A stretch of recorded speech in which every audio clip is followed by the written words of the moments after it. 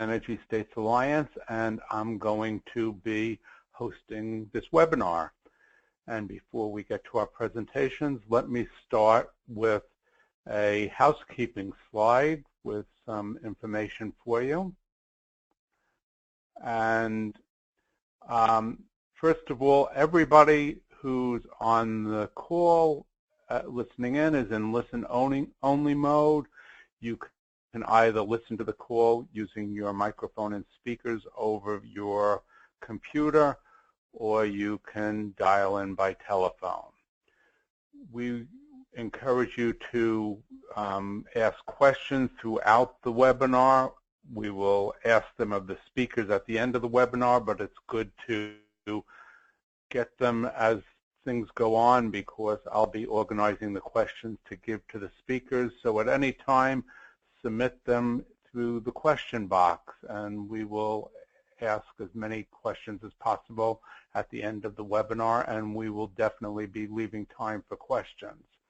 This webinar, if you go to the next slide, is being organized and hosted by the Clean Energy States Alliance, and we are an organization of public agencies across the country with members in 16 states, and you can see our members here. And if you want to know more about our organization, go to our website, CISA.org.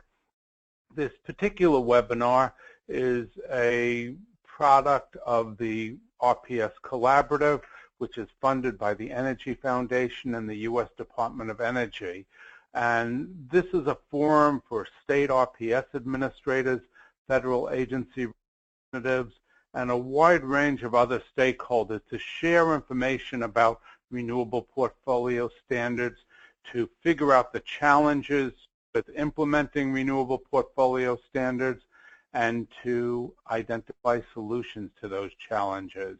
If you want to get on the mailing list for our free monthly newsletter, which talks about what's going on in the wonderful world of RPSs around the country, just go to our website and to the page for the State Federal RPS Collaborative, and you could sign up for the newsletter and for announcements of future webinars.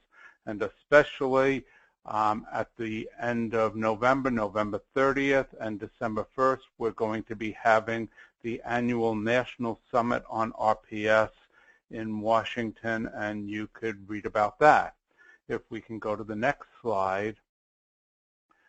Today, we are focusing on the intersection between two topics. One is grid modernization. We're going to be finding out what grid modernization is, what the national labs and the Department of Energy are doing to ensure that grid modernization proceeds in a way that's efficient and improves the quality of the electricity system. And then we're going to be hearing about how renewable energy and RPSs intersect with grid modernization.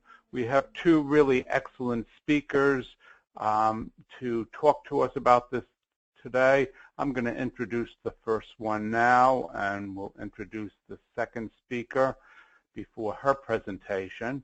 But the first speaker today is going to be Lisa Schwartz, who leads Lawrence Berkeley National Lab's energy efficiency team and its utility regulation work as part of the electricity markets and policy groups.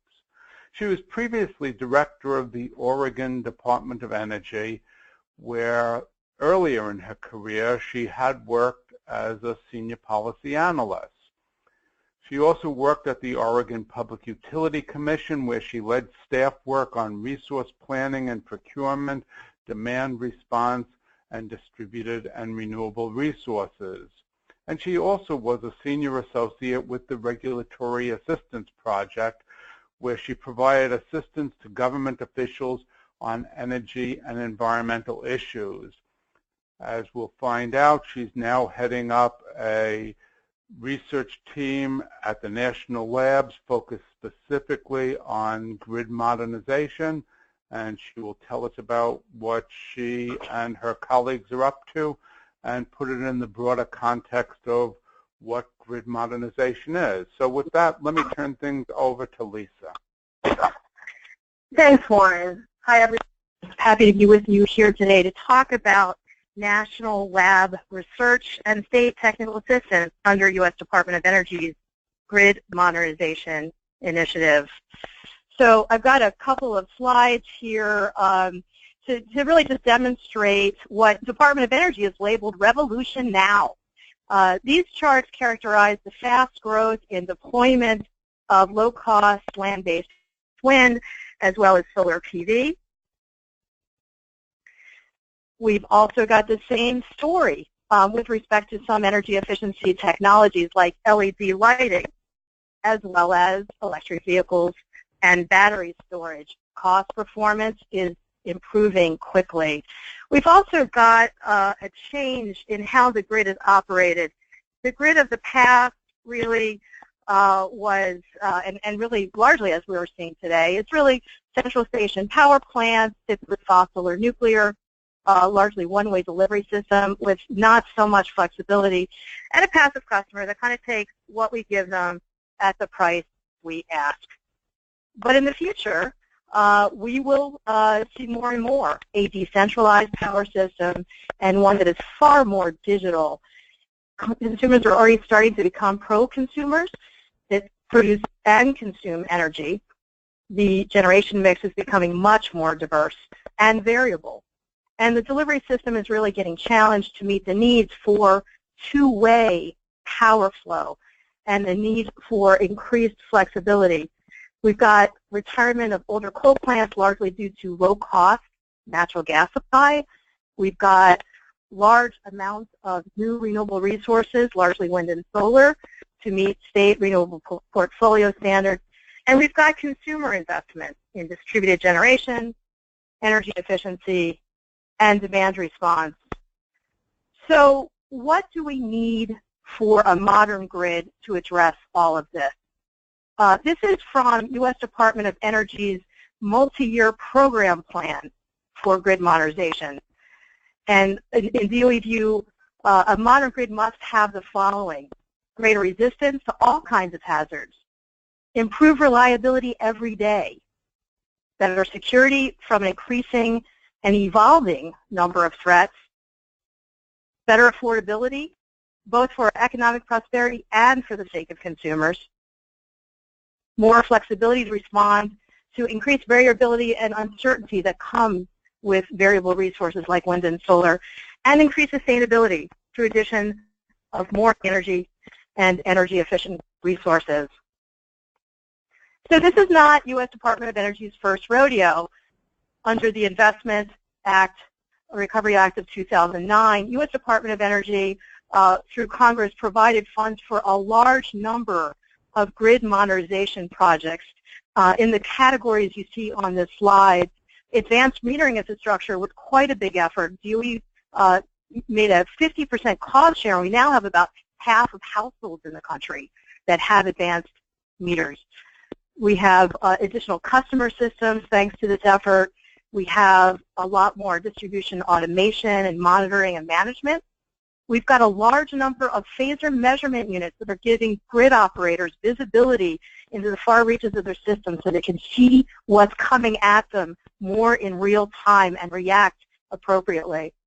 DOE also invested in increasing smart appliances, and there were a large number of cross-cutting projects that tried to put a number of things together. So what is DOE's vision of grid modernization today? Well, DOE sees that the future grid has got to solve the challenges of seamlessly integrating both conventional and renewable resources, as well as storage and central and distributed generation. DOE sees grid modernization as providing a critical platform for our prosperity, competitiveness, and innovation in the global energy economy, and providing affordable electricity to consumers where they want it, when they want it, and how they want it. So there are really 6 key attributes that DOE is aiming for that the grid be secure, affordable, flexible, sustainable, resilient, and reliable. So DOE's current effort for grid modernization is really quite aggressive. DOE put together a robust 5-year grid modernization strategy, and first off, they took care of things in-house. They really worked hard to align their existing base of activities across all of their various offices. They put together this integrated multi-year program plan with the national labs and stakeholders, and then they looked to see what activities might be missing. Where are the gaps? And let's fill those critical gaps. And finally, they put together a laboratory consortium that harnesses our national lab scientific abilities and our regional outreach. And it's really a two-part project. First is to develop new concepts, tools, and technologies to measure, analyze, predict, protect, and control the grid of the future. And the second piece, which is where I'm going to focus today, is enabling the institutional conditions that allow for deployment of these tools and technologies in a thoughtful and widespread way. So the Grid Modernization Lab Consortium is a multi-year collaboration across 14 of DOE's national labs and regional networks to help develop and implement this multi-year program plan. And there are 6 so-called foundational research and development activities. And I encourage you to take a look at the full list of projects at the website shown, and these slides will be posted. I'm going to focus today on this institutional support piece. And it consists of 4 main activities.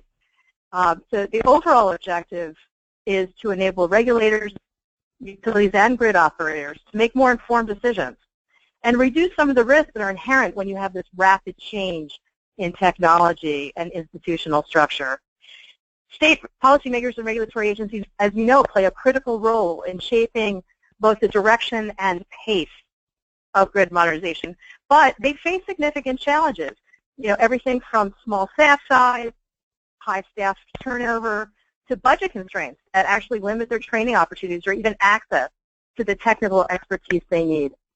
So many state regulatory agencies are kind of hard-pressed to address these complex technology, policy, regulatory, and market issues related to grid modernization and the deployment of increasing amounts of distributed and renewable energy resources. So under this institutional support banner, the first 2 areas focus on expanding already existing efforts to provide objective, and that's very important, objective, high-quality technical assistance, primarily targeted at state agencies. So we're talking about state public utility commissions and state energy offices, as well as tribal governments and regional planning organizations. The third area focuses on the analyzing the potential impacts of emerging technologies on both grid operations and markets, and then developing the kind of analytical methods and tools that we need to appropriately value the costs and the benefits of distributed energy resources. And finally, the fourth area focuses on the future of utility regulation, and I'll be spending a little time talking about that today. So in this first area, the technical assistance piece, historically, DOE technical support for states and tribal governments has focused on a lot of topics: energy efficiency, demand response, renewable resources, resource planning, and smart grid implementation under the Recovery Act. But when we look out just a few short years from now to 2020, we're going to continue to see declining technology costs and changes in resource mix. And there are going to be greater demands on the grid. So state policymakers and regulators, we believe, will be requesting technical assistance on a broader range of issues, and they will be much more interrelated and complex. The second activity is really focused moving it from the state level to a regional level, where we're going to double down our support for regional planning and reliability organizations. And the key thing here are these institutional frameworks, standards, and protocols for integrating these new grid-related technologies. And ultimately, we're focused on long-term planning that uses standardized planning assumptions and publicly available databases. This third activity is about methods and resources for assessing grid modernization. How do we know where we're at? How do we know how to value these things? How will they be taken up in the marketplace? So this is all about developing new methods for appropriately valuing distributed energy resources and services. It's about developing the analytical tools and methods that we need to facilitate government decision-making and planning with respect to integration of all of these emerging grid technologies. And really, we want to understand where are we at today, where are we going, and how are we making progress along the way. So we need better and more standardized data collection methods so we can track our performance and our impacts. And then this fourth activity I'm going to spend a little time on. This is about research and technical assistance to states with respect to future utility regulation. So to accomplish all these things, we ultimately funded 6 so-called institutional support projects, and they're shown here. The first 4 I'm just going to mention. I encourage you to take a look at the slides that Warren will be posting, and there will be more details about those projects in the slides, in the additional slides section. So there are 2 regional projects, one in New York to provide technical support to the Commission's Reforming Energy Vision Initiative. The second regional project is in California. This is based at LBNL, and this is about a siting and optimization tool to help enable large-scale deployment of distributed energy resources. There are 4 foundational projects. One is metrics piece that I was just talking about. How do you value distributed energy resources? How do you measure our improvements, for example, in resiliency and reliability? The second piece here is developing a valuation framework. And then there are 2 projects that I'll be talking about next. So future electric utility regulation is really an outgrowth of work that Berkeley Lab already has been doing for the past several years, where we are developing and applying financial analysis tools to help states make better informed decisions. We're really looking at what are the impacts of increasing amounts of energy efficiency and distributed energy resources and potentially electric vehicle charging on shareholder financials, the return on equity, for example, and on revenue collection. What are the impacts on utility customers of reduction in loads due to energy efficiency and customer self-generation? And what are some of the mitigation strategies, such as decoupling or shareholder incentives for energy efficiency, that can be applied? And so we're really actually applying, we're conducting this research and issuing reports, but we also apply it directly to a state or regional situation. So it's somewhat customized, and a state public utility commission can kind of see the impacts in their state. So the second piece is about providing this direct technical assistance to state public utility commissions. They're either considering just incremental changes to cost of service regulation, such as decoupling or rate design changes, or more fundamental changes, such as performance-based regulation that involves multi-year rate plans and shareholder performance incentive mechanisms that can provide both cost containment and also help achieve state public policy goals. And we're continuing the future electric utility regulation series of reports, which I'll talk about in a moment. But the ultimate goal is that states will be better able to consider these alternative regulatory and rate-making approaches to enable utility investments in grid modernization. So paying attention both to the financial incentives that utilities have or don't have, and paying very close attention to the impacts on consumers and marketplace.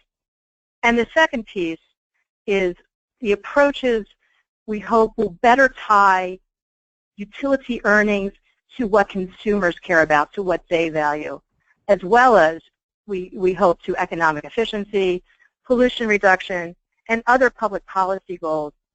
Berkeley Lab is the lead. My colleague on the webinar here today, Lori Bird, is the +1 on this project, and she's the lead for the National Renewable Energy Lab.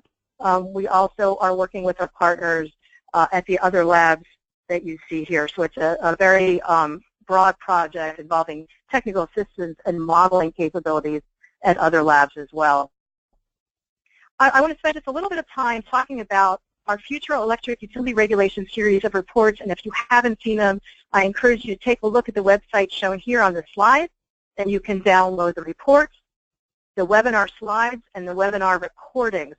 I think the innovative thing about these reports is that we use a unique point-counterpoint approach because we want to present different views on the future of both electric utility regulation and utility business models. I mean, let's be honest, nobody knows exactly what will happen. We all have our perspectives based on our experience and our points of view.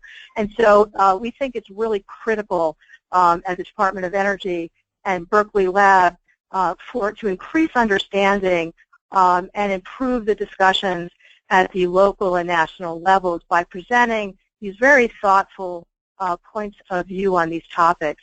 We really tap, I think, the leading thinkers in each of these areas because they're quite complex issues. We are very appreciative of our advisory group that prioritizes the topics that we tackle and provides guidance and review of the drafts as we go along. The advisory group includes utility regulators, utility representatives, consumer representatives, environmental groups, and technical experts. Our primary funder of the first 6 reports you see here, we're very grateful to the DOE's Office of Electricity Delivery and Energy Reliability, specifically their Electricity Policy Technical Assistance Program. So they've been the primary funder of our first 6 reports. I'm going to step through these briefly so you know what's in them.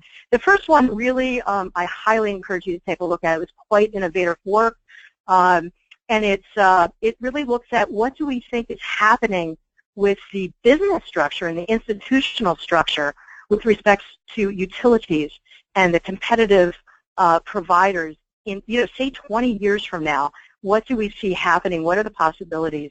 And what might be the responses that state regulators might need to be prepared for? The second report really homes in on distribution system planning. This, in my view, is an area that has not gotten enough attention until recently, and only in some states. So we really home in on what do we need to pay attention to in a potential future with high levels of distributed energy resources with respect to distribution system planning, potential markets that might develop at a local level, everyday operation of the system, and then regulatory oversight. The third report focuses in on performance-based regulation, specifically in the context of a potential future with high levels of distributed energy resources. But I really recommend this document for any of you who want to learn more about performance-based regulation, because it's written in a very understandable way and quite complete way so that you can understand how it works. Our fourth report, I think, is quite visionary. It's taking a look 20 years down the road. What are potential models for pricing distribution system services when you have we don't have the load growth we used to have? So how do utilities recover the costs that they need to recover with respect to fixed costs? What pricing is fair when we have a two-way system of electricity flowing from consumers out and electricity still flowing from power plants to consumers, and then just the delivery services that are needed for standby. How does that work in the future? The fifth report really focuses on a very hot topic today, which is how should utilities recover their so-called fixed costs of operating the utility system. And we have 4 perspectives that we cover in there, and we also have a large literature review to provide even more information. And then finally, the 6th report we just released at the end of September, and it looks at the future of electricity resource planning, primarily in vertically integrated jurisdictions, but we also do cover DSM planning, demand-side management planning, in restructured regions, and some intersections between markets and state processes and utility processes. And then finally, I really want to welcome our newest funder, the Office of Energy Efficiency and Renewable Energy at Department of Energy, which is now co-funding the new reports in our series. And here are the next three coming up. The next one is going to be on the future of wholesale markets, and particularly with respect to increasing levels of renewable resources on the system, create some new issues and new opportunities, but also some new needs for flexibility. And part of the issue here is how do we accommodate state public policy goals, and at the same time operate effective markets. The next report after that is going to be on what incentives and disincentives really are inherent in cost of service regulation with respect to utilities investments in grid modernization. And then the third report we'll be producing this year is how can state utility regulators both allow utilities to play some of these new roles with respect to the services like storage and electric vehicle charging that are valuable to consumers and that utilities want to provide in these nascent areas, but at the same time not quash competition. And finally, I just want to highlight this other project that the grid modernization effort at DOE is funding. This is one actually I recommended, so I'm delighted that DOE agreed to fund it.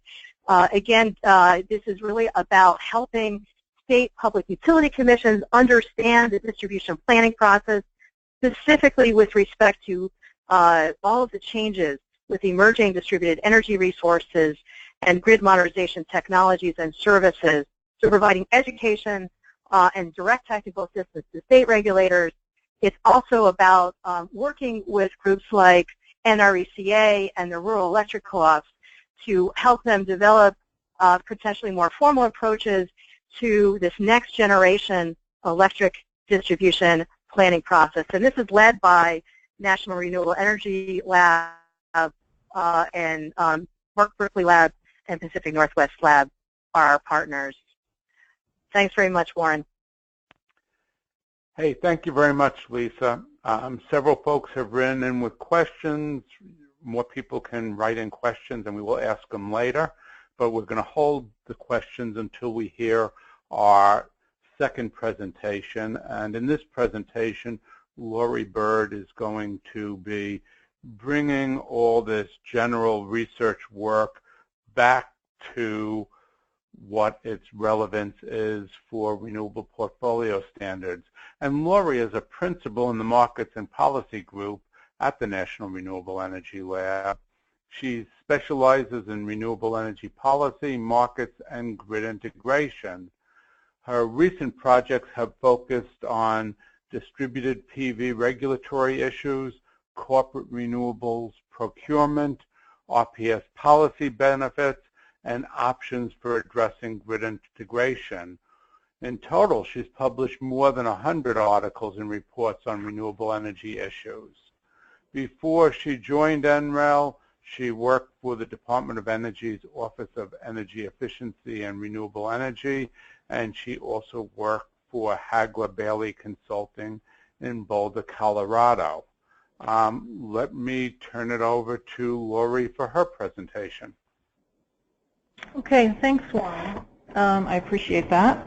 So yeah, I'm going to try to bring this down a little bit and focus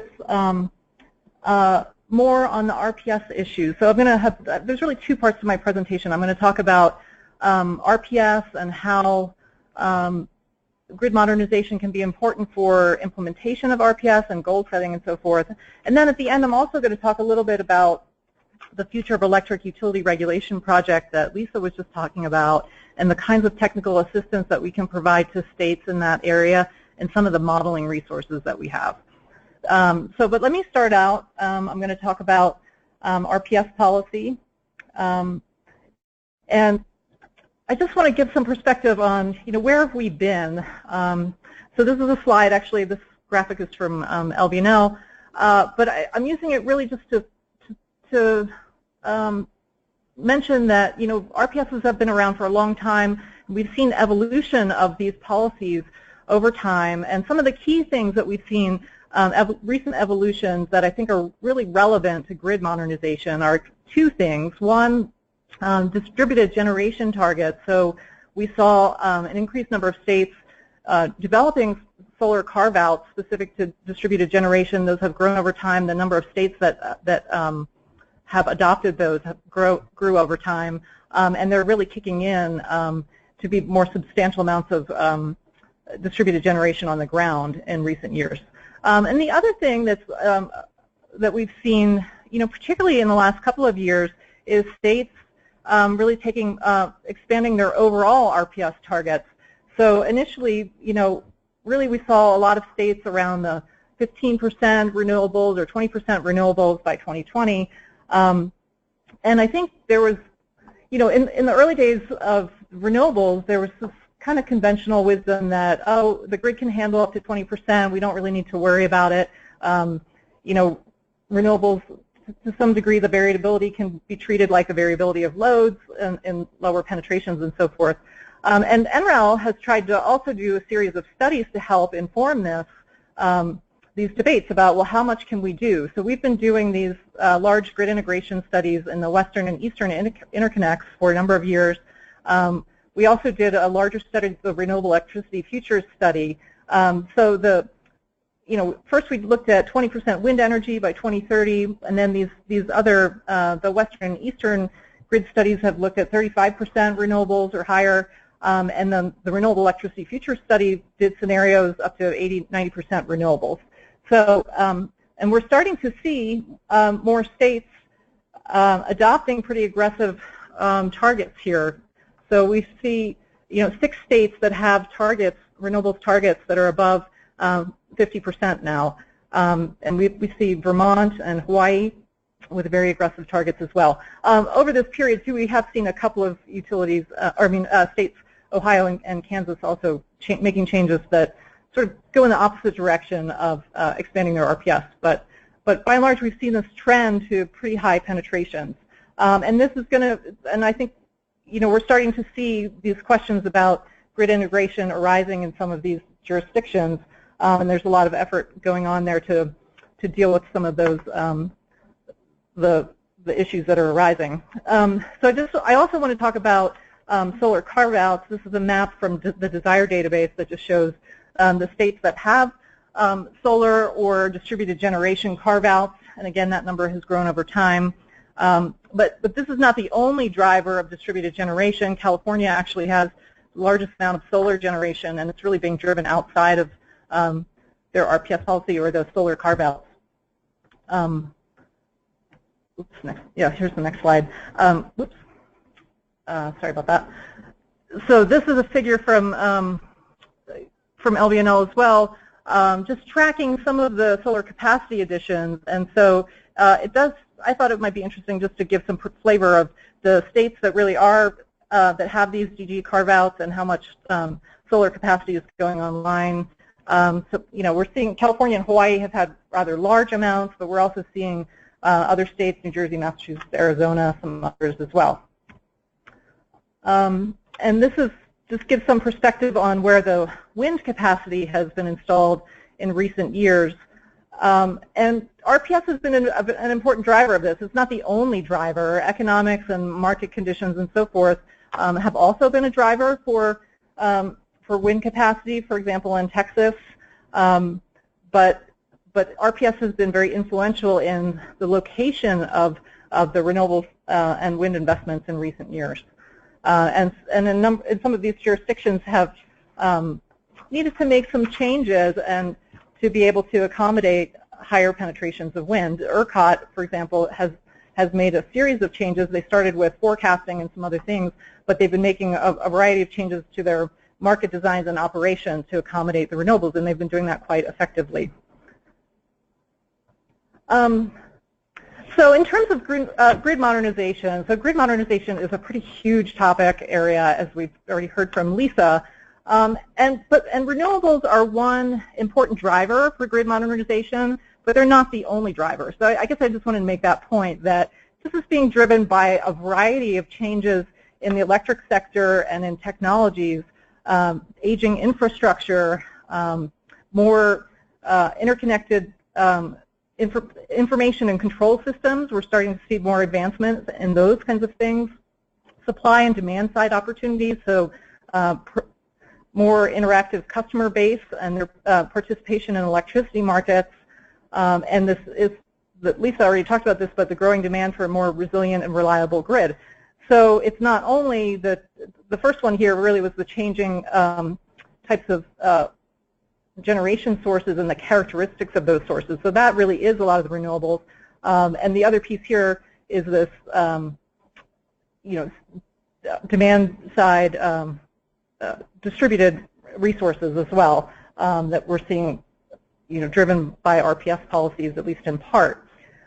So it's all of these pieces that are really driving this need for grid modernization, and renewables are a piece of it. So I just want to talk, I think Lisa already did a really nice job of covering the Grid Modernization Initiative and its objectives, but the DOE is really calling out grid integration of renewables as one of the objectives of this initiative, and one of their goals is a 50% cut in the cost of wind and solar and other DG integration. And a key objective is integrating conventional resources as well as renewable resources with these other technologies, storage, smart buildings, and doing all this to make sure that the grid is resilient and secure. So I just wanted to talk through, to give it a little bit more of a specific flavor, I want to go through some examples, the kinds of things that are changing to just make this a little bit more concrete about how renewables are changing the grid and the kinds of things that grid modernization, the changes that grid modernization can provide.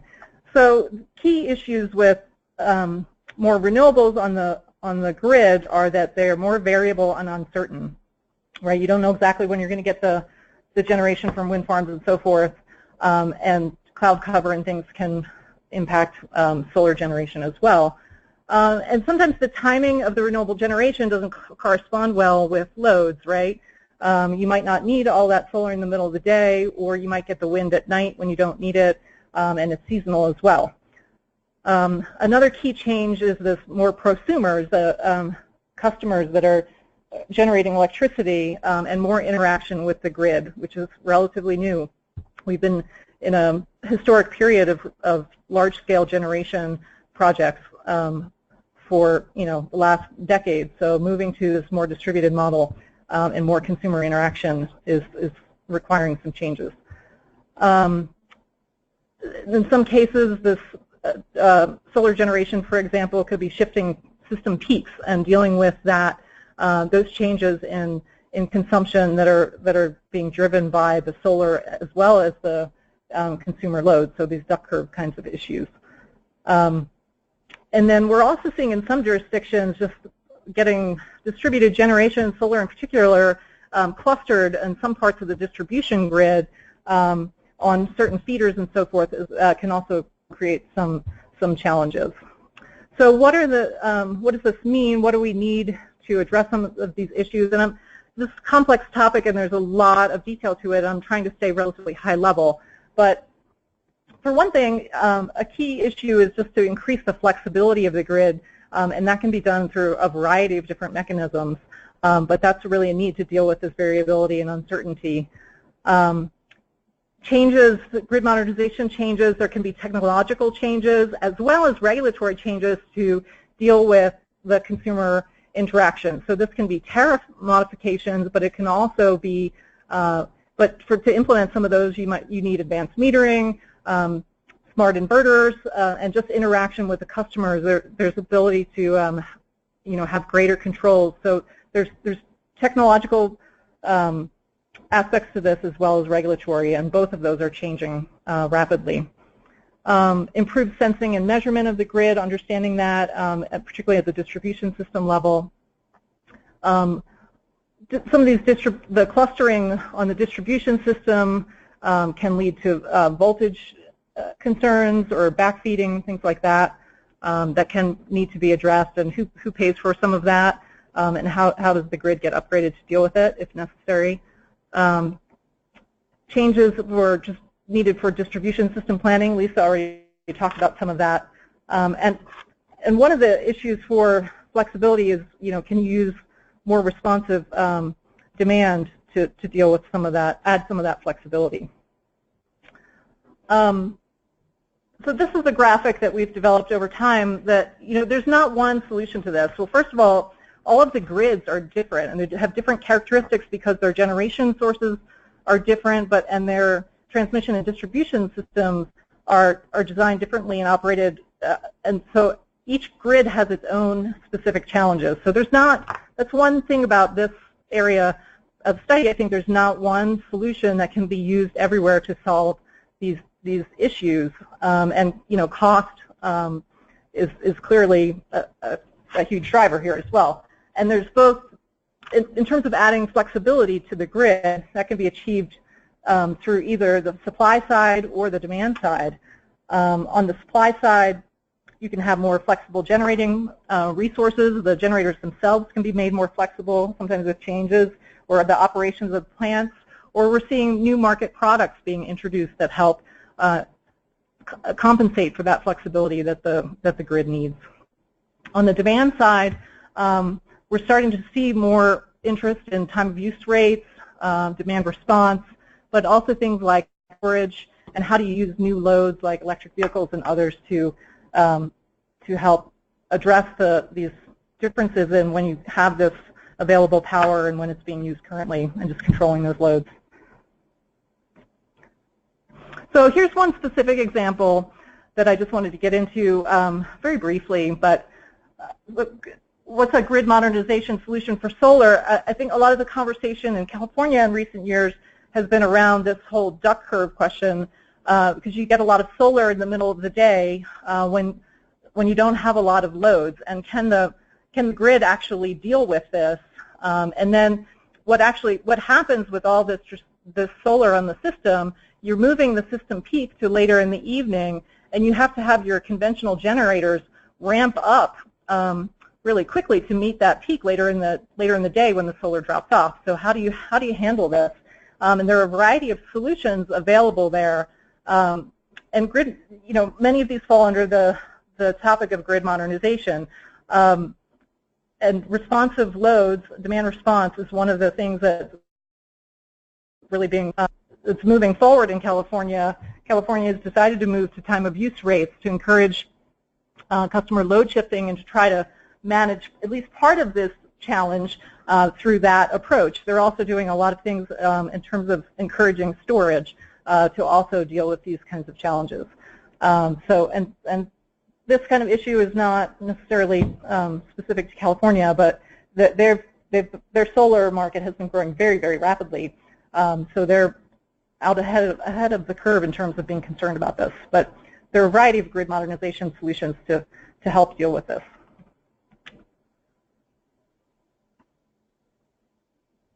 Oh, sorry, a bit of a delay. Okay, so with that, I'm going to move on and talk a little bit about this institutional support project that Lisa was already talking about, and how some of the tools and resources that NREL can provide here. This slide just tries to, I think Lisa she showed some version of this before, but I just want to reiterate that the Grid Modernization Initiative covers a lot of ground. So it's all of these different areas: sensing and measurement, power system operations and power flow, design and planning tools, security and resilience. But institutional support is trying to address what Lisa was discussing earlier, a lot of these regulatory issues and so forth. And the Future of Electric Power project falls under the Future of Electric Regulation project.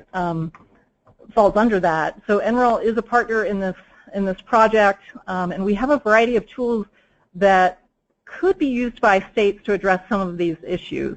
So I just wanted to walk through a couple of those fairly quickly, just to give you a sense of some of the tools that we have available. Some of these are relatively new tools, so I thought it was worth taking the time to do that. So the issues that we're trying to get at through this aspects of the grid modernization program are technical assistance to state to evaluate rate could be things like rate structure or regulatory changes to address the changing generation mix and grid issues. So it can be, things like time of use rates, demand charges, things like that, new rate structures to address grid issues. We also have the ability to look at distributed energy resource adoption under various rate designs, and even distribution system impacts of loads and consumer interaction. We have some modeling tools that can get into the distribution system impacts and simulate those with different configurations of consumers and loads on the system. So I'm going to talk about 3 tools very quickly. The System Advisor Model, which many of you may already be familiar with because that model has been around for some time, and it's publicly available on our website, so folks can use it on their own, but we also do a fair amount of assistance using that tool for other folks as well. We have another tool called the Distributed Generation Market Demand Model, DGEN model, which interfaces with the System Advisor Model and can integrate various rates and so forth, but it's really an adoption model. It can look at where might you get distributed generation on the system, what can drive that, and how different rate structures or compensation can affect deployment. There's a variety of different ways that tool can be used, actually, but those are the general things. It's really an adoption model. And then this last one, the Integrated Energy Systems Model, is more focused on consumer interaction with the distribution grid. So let me just walk through some of these in a little bit more detail. So this is the SAM model. Again, it is available on the website.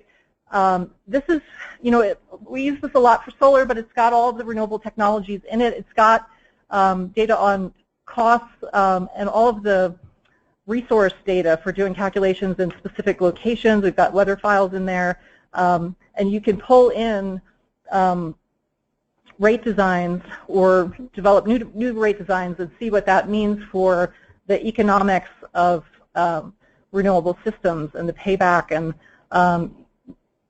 you can also do detailed analysis of load profiles and things like that, and demand charge analysis using this kind of tool. So we do a lot of that kind of thing with the System Advisor Model.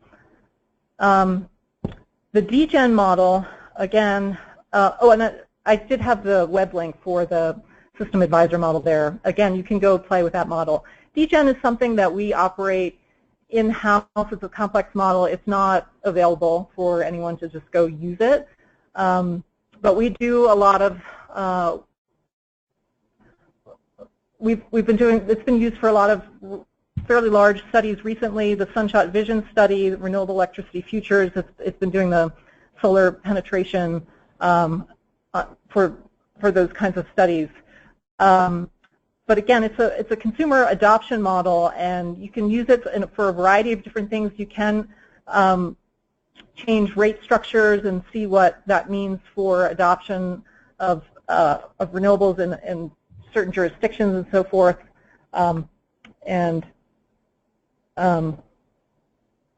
I guess those are the main things. But again, it's not publicly available. It is something that we operate, and we could use this for technical assistance for states that wanted to just understand what's happening or what could potentially happen with distributed generation on their system, and how to handle some of that if there's a need to do some modeling of alternatives. And finally, this ISN model it's run on our supercomputer here, so it's a pretty cool new tool. But despite the fact that might sound daunting, I think it can be used for a lot of really pretty interesting questions that states might be interested in looking at. It does simulate houses with loads and specific loads within these houses you can control, and you can do things like, we just did a study looking at time of use rates and home energy management systems to shift loads and so forth to adjust to time of use rates, and to see what the impacts were. It can look at voltage on the distribution system. It looks at the loads on those systems, a variety of characteristics. But you can really understand the feeder impacts of what's going on within the system. There's one more slide here just to give you a visual on it. It's pretty complex, so there's a lot of ability to develop detailed scenarios and to do simulations to understand what changes might actually mean for the distribution system and for the customers as well. So I think I'm going to wrap up there. Those are the key tools that we might be using for that technical assistance. I'm happy to talk with anyone about that further if you need a more detailed explanation. But now I think I'm going to wrap up. This is my contact information. I'm going to turn it back over to Warren to leave a little bit of time for questions. Hey, thanks very much, Lori. So I think folks can see that the states and, the national labs have a lot of work underway to help plan for grid modernization. And there are some questions I want to ask.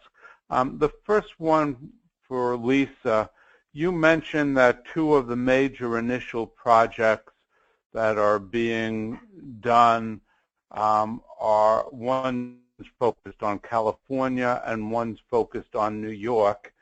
How will the rest of the country benefit from those projects and the research that's being done for those two states? That's a great question. Actually, with respect to the regional programs, there are plans to try and provide some Lisa, before you go on, learning case studies in the multi-year program plan. And so there is this notion of, sort of proving something up in a specific state or region and testing it there, and then, Lisa, can I interrupt you? Including any improvements and taking it elsewhere. And I think that's Julie's plan. Hey, Lisa, your sound quality was pretty bad during that. Is there anything you could do to improve the sound and repeat your answer? I'm so sorry. Yes, now I'm off speakerphone. So the short answer is yes. Those regional testing things at a state or regional level, and then DOE plans to glean some case studies from those so-called regional projects that might be at a state or regional level, and then take some of the findings elsewhere. And hopefully we'll provide some additional resources in the future to do that. I think it's a great question. It's really important to take the best of what we find out in the areas of concentration today to the rest of the country. Okay, good. And I have a couple questions for Lori. The first one, this was also actually in reference to California. You talked about California was focusing on responsive loads. Can you define what that means and explain it a little? Well, one of the things that California has done is they want their net metering customers to move to time of use rates. So they're trying to get those customers to respond to different pricing in the marketplace. So that's one. They're actually actively moving towards that. They probably have a variety of other things going on as well, but that was one of the main things that I was really referring to, and that has been linked to some degree to their solar. It was one of the steps that they took to move to the next level of net metering. So it's the net metering customers that really have to do these time of use rates. So I don't know if that's helpful, or if anyone, I don't know if you have more to say there. No, that sounds good. And you implied that there are opportunities for states to continue to get technical assistance on these issues. Is that true? And if so, how does an interested state proceed? Yeah, I think we do. And if you're interested in one of the models that I talked about and you think that could be helpful to answer one of the questions that you have, you can contact me and we could talk through it. Good. I have a couple of... Yes, please. This is Lisa. Yeah, I just wanted to mention that with respect to Lawrence Berkeley National Lab, we do have technical assistance as well in both of those areas that I highlighted, the distribution system planning, as well as future electric utility regulation. From Berkeley Lab, we have a financial analysis model that looks at the financial impacts to utility shareholders as well as utility customers, and we will and we do work with states. So if you're interested in that, please contact me. And in the case of the work and technical assistance you provide, Lisa, does it have to be a public utility commission, or could it be a state energy office or other state agency that contacts you? The specific grant we have in this case is for state public utility commission. Okay. Good. Well, here's a difficult question for both of you, which relates to this. What can advocates do to assist public utility commissions in utilizing technical assistance when a legislature in the state has signaled that they're not particularly interested in getting more information?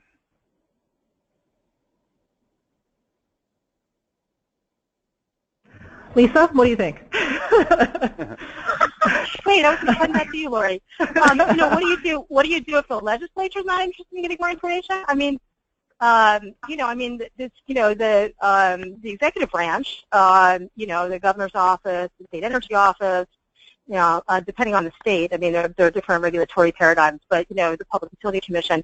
I mean, you know, they are actively working on all these issues. I mean, one of the things I find really interesting, for example, Minnesota Public Utility Commission was very clear. You know, utilities are and will be making these grid investments.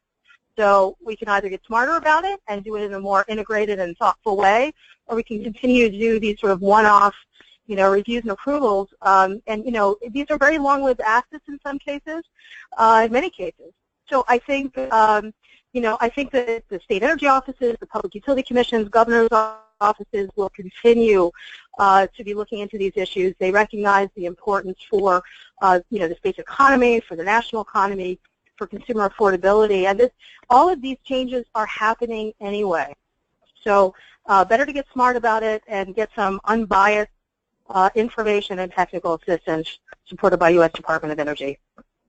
Yeah, you know, I guess I just wanted to tag on to that too, that it's a little bit hard to answer that question because there's no, it's not specific to a more granular topic area, but I guess I wanted to point out that NREL has been doing, as the other labs have as well, but I know the NREL stuff better. You know, we have a lot of resources available that can be used for education, and advocates can use that to play, you know, use those resources as well. And so I think just trying to understand some of the work that's been done and that's available there could be helpful to doing some education as well, that there are a lot of existing resources, I think is just what I'm trying to say. There's a lot of additional work obviously underway, but I don't know if that helps, but it's hard to comment just because it was such a high-level question. Yeah. Well, here's another big picture question. I'm going to make this the last question, and then I will give either of you an opportunity to say a couple of last things if you would like to. But, you know, your presentation pointed out that RPSs are among the drivers for grid modernization, the need for grid modernization, and that grid modernization helps to accommodate more renewable energy. Are there any other implications or challenges between RPSs and grid modernization? Well, I'll speak about at the highest level, you know, at the transmission level.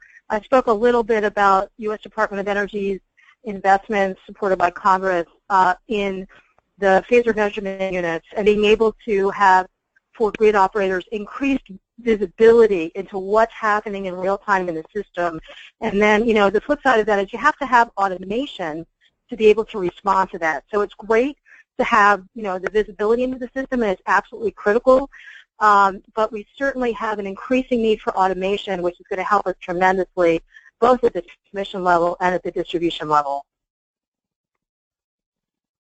Yeah, and I think one other thing, I think that's right on, is this interaction, trying to deal with the interaction with these new generators that we're going to need to have which gets to the visibility question, I think, too, that, when you get substantial amounts of distributed energy resources on the system, it becomes, you really need to know what's going on there, and to have some ability to control and manage those resources. So, that's a big piece of it as well, which gets into, I think, what Lisa was saying. Good. So, do either of you have any famous last words, anything you would like to say to the audience that you didn't get a chance to say up till now? This is Lisa, not I. Thank you for the opportunity today. Yeah, I appreciate it too. I think we're right at time, and I don't have anything additional, but I appreciate it. Hey, well, thank you very much for both covering some complex, big picture issues and presenting some useful information. You both have some important research going on that I think people will want to follow closely and read carefully. So thanks very much for joining us today, and we will be back with more webinars in the future.